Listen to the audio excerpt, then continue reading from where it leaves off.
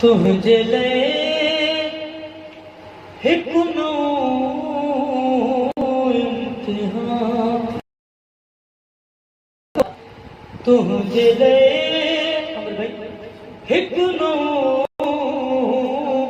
इम्तिहान पियो अचे कर तयारी हो कर तयारी इमाम ज़मा पियो अचे तुझे ले हिकु नो इम्तिहान जेको रोज़ अलग अलग तो थी छा दिल सां तो थी मथा छो तो थी मुंतज़िर पंहिंजे मौला जो तू ही नया मुंतज़िर पंहिंजे मौला ही नया नज़र मूंखे हो नज़र मूंखे सॼो ॼण जहां पियो अचे ऐलान ईसा इहो बार बार कंदो ऐलान ईसा इहो बार बार रसूल जोई अलीअ जो राज़दा पियो वाह वाह वाह हिकु नओं इम्तिहान थो अचे वाह जी हल में नासिर बुध तू सदा हल में नासिर सुरनाज बुध तू सदा करबला इहो सदु वञा पियो अचे तुंहिंजे लाइ छा असां उहा तयारी कई आहे छा करबला में असां उहा इमाम जी मदद करे सघूं छा असां इमाम लाइ तयारु आहियूं पंहिंजे पाण खे तो तयारु कयूं असां 5 वक़्त नमाज़ पढ़ूं था छा असां तहज्जुद पढ़ूं था असां उहे कम अंजाम ॾियूं था करबला इहो सदु वञा पियो अचे जंहिंजी मर्ज़ीअ में आहे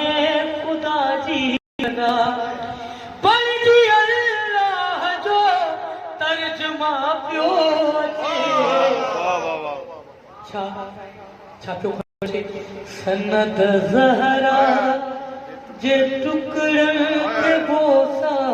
ॾेई सनद ज़हरा जे टुकड़नि खे बोसा ॾेई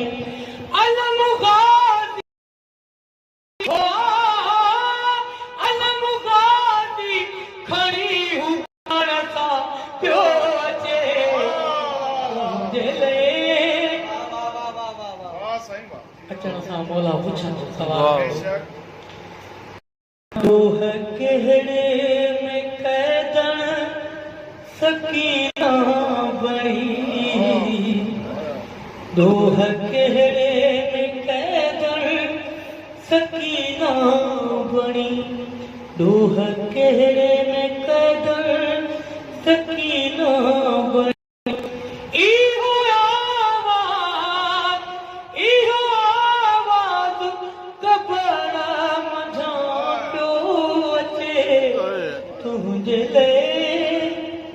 सभई बीठल हूंदासीं गैरतमंद सभई बीठल हूंदा तॾहिं आवाज़ ईंदो निदा ईंदी अहले महशर निगाहूं झुकाए छॾियो अहले महशर निगाहूं झुकाए छॾियो हो लुटियल ज़ैनब जो अॼु कारवां पियो तुझे ले हिकु नओं इम्तिहान पियो अचे उठ तूं लुत्फ़ी कदम पंहिंजे मौला जा चुम